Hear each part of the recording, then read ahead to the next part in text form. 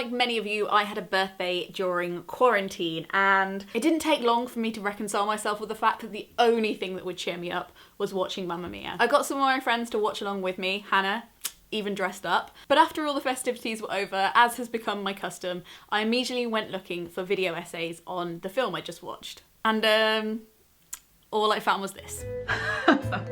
I've never seen a more pointless film. Why is everyone singing? This is something your mother listens to when she's drunk at a book club. I think you'll find this demeans women everywhere under the guise of empowering them. Why do they have feather boas in a hotel? Oh, well, this is Meryl Streep's worst film. This is so ridiculous. This would never happen. We barely see the fiance, and where are the backstories for the men? This is so bad, you're forcing me to compliment Moulin Rouge. I feel dirty. Who the fuck is this movie for? To be honest, this is pure shit. Tough crowd.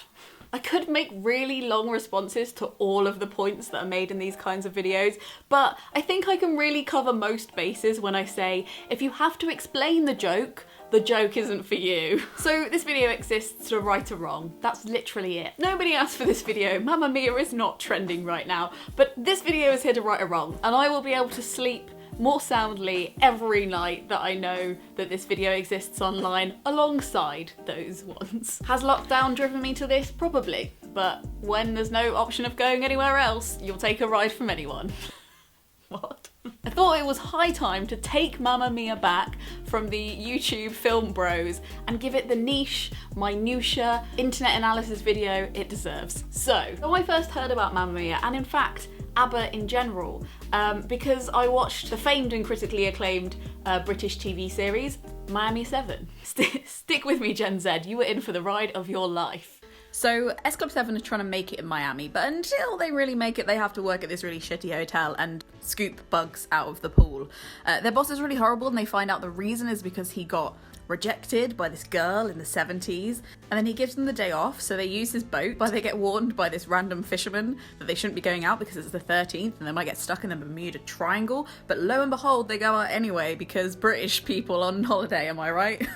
They get stuck in some very realistic mist and find themselves back in the 70s. They try to change history by getting the girl to actually like their boss. But that doesn't work because he's a massive misogynist and she turns him down anyway, and when they return, turns out he's still an asshole.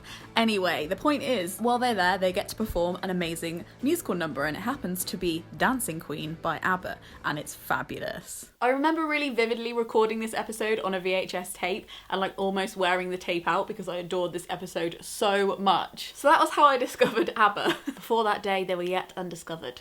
But my first experience of Mamma Mia, I also remember really vividly because it was on a very lonely day in my early 20s. I'd just broken off an engagement, loads of my friends were out of town, and the ones that were around, I didn't really know what to say to them, I didn't really know how to vocalise my sadness. So I got on the bus in the rain, I know, prophetic fallacy, and I got to Trafalgar Square and I looked at the ticket kiosks and I was like, do you know what, fuck it. And I went up to one of the booths and was just like, what is your cheapest matinee ticket that you've got going on today? And about 45 minutes later, I found myself sitting in the uppermost circle watching the stage musical of Mamma Mia. I don't even know why I bothered to sit down at the beginning of this show, because inevitably after the first 10 minutes it was clear that we would all be standing screaming at the top of our lungs for the whole show. I was sitting with this like group of like kind of late to middle-aged women who all seem to be on either second hen do or potentially a divorce party. I can't really remember, but anyway, they were really drunk. It was amazing. I made friends with them.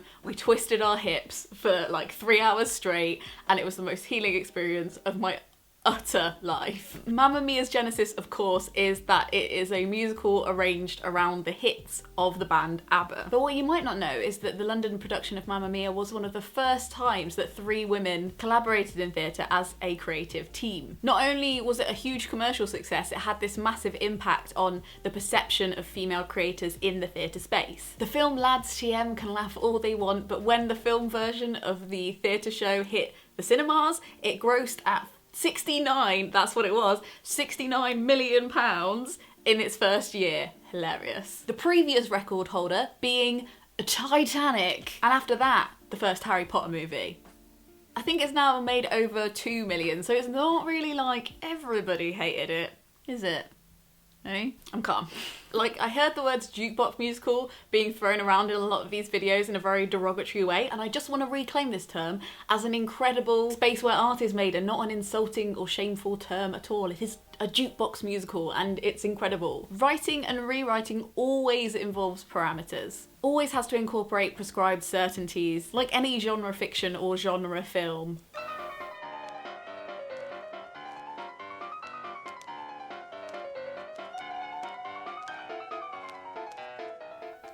Katherine Johnson did an incredible job on Mamma Mia, in my humble opinion. It's absurdist, yes, but it does have a sequence. It does hang together. It does have a poetry to it. Don't laugh, it does. If normal scriptwriters are dealing with children's building blocks, Katherine was dealing with Sudoku. Sudoku? I've never known. For the rest of the video, I'm going to be referring to the film version just because it's the most accessible version. It's the version the most amount of people will have been able to see. But the film version is pretty faithful to the stage version, and I think all of the plot points hang up for the theatre version as well, so just apply them. That all being said, here we go. Mamma Mia is radical, ever-moving and totally flawed thesis by me, Lena Norms. Oh, Efaristo. Number 1. Mamma Mia is radical for the simple fact of who it centres. Should this be radical? No. Is it? Yeah, it still is. Like the importance of having any historically sidelined identity on screen. When you have more than one, they get distinct personalities. They don't just have to stand as a symbol. How often do middle-aged women get to see themselves on screen, in a pack, being silly, living at all? They're either long-suffering martyrs, dowdy receptionists, or flinging children around by their pigtails. The 3 friends we see in the film, or the dynamos, represent 3 alternative paths in life to wife and mother, all of which are supposed to be failed archetypes of woman. Tanya, a rich 3-time divorcee who has plastic surgery. Where did you get these? Husband number 3! Rosie, an unmarried best-selling author who still parties all night and describes herself proudly as a lone wolf. And Donna, who has not only had the audacity to have a child out of wedlock and not know who the father is, but also, to add insult to injury, is running a small business on her own. One of the very big obvious features of the film for me is a demonstration of what these feared archetypes look like for us, like in reality later down the line. They failed at marriage, they failed at children, they failed at respectability, they failed at natural purity. And yet, here they are on screen for like 3 hours, being alive, being happy, dancing. Number 2, the film is fundamentally anti-slut-shaming and anti-age shaming. Sophie isn't shocked to find her mum had sex with 3 different men in such close proximity, and thus the audience is encouraged not to be either. In fact, she's half endeared, half impressed. Even though it causes the confusion that is the catalyst of the whole plot, no one is visibly shocked that it happened and nobody reprimands her for it. At one point, Donna tries to call herself a slut and her friends are having none of it. At the end, when Donna apologises to Sophie for not knowing who her father is, Sophie literally says, "I don't care if you slept with hundreds of men. You're my mum and I love you so much." From what it seems to me is that men hate the musical because it doesn't centre their sexuality. The quest is not for women, but by women. We see during the song "Does Your Mother Know?" an older woman as someone to desire. The object of wanting. Someone who matters. Sex jokes are normalised between the women. And real concern is expressed by her friends when they find out that Donna hasn't been sexually active. Note, they're not like, "Well, get remarried, you raisin cow. Let's find you the serious relationship you neither asked for nor crave." They're just like, hey, if you want some, you should get some. Number 3, the musical could literally be called Rejection of Male Supremacy. A musical. The whole point of the film is a shifting of patriarchy and a legacy that centres being fathered. Sophie is raised by a single mum who owns her own business, and her version of rebellion is not only to want the big white wedding, but to insist that she won't truly know who she is until she knows who her father is. A bit of me is missing. The very opening of the film kind of plays with the audience. It frames it like it's going to be about 3 men. Mirroring the dynamos, they're 3 archetypes of the perfect man. Harry, a dependable rich banker. Bill, a well-travelled free spirit with a very nice boat. And Sam, a hunky, successful architect. But the beginning's a trick because the moral of the film is that being mothered is just as valid. That worth doesn't come from male lineage, and just because you didn't have a father figure doesn't mean you weren't fully parented. How many times am I going to have to do this during this? I mean, sometimes it's just needed.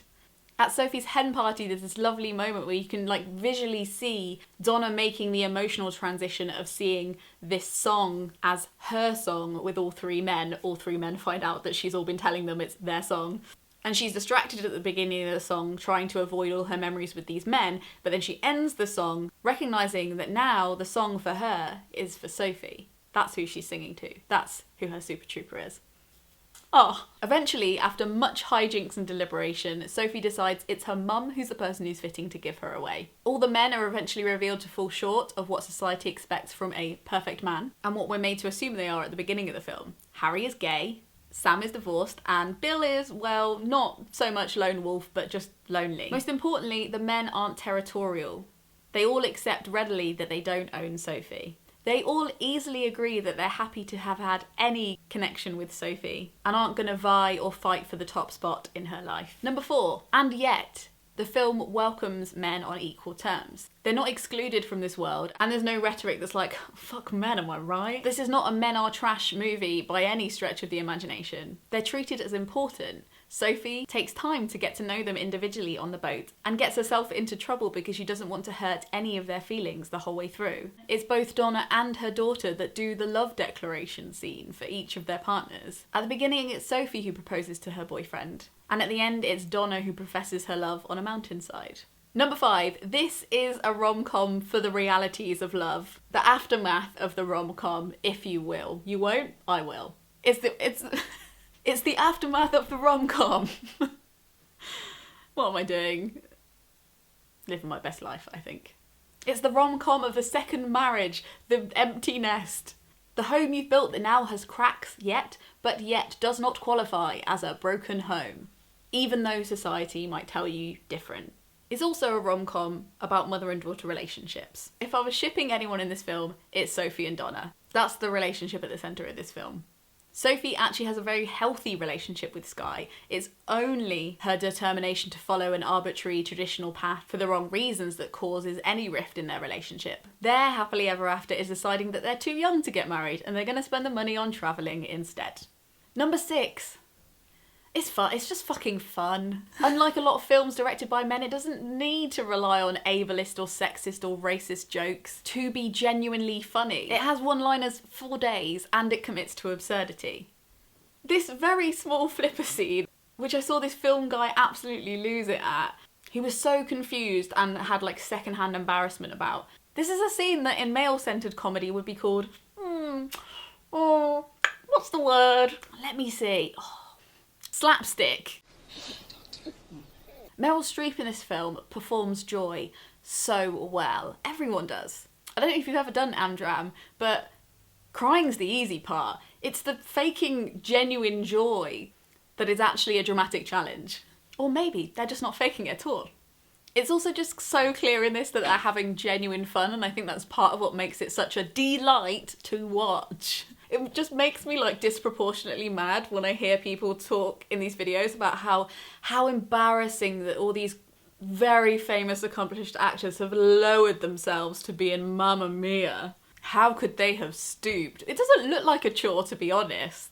And famous people are humans too. Sometimes they want a day off from Shakespeare to skip around a Greek island, drink ill-advised cocktails and be a bit silly for once. Just like all of the audience does. Is that such a crime? Anyway, of course, every film can do better. I would have loved to see a bit more representation, although I do love the fact that a black man with naturally worn hair is the object of desire here, the only object of male desire, I think. More of Harry's story as the realities of living as a gay man in an incredibly traditional field would have been very interesting. More accessibility ramps on those very precarious stairs.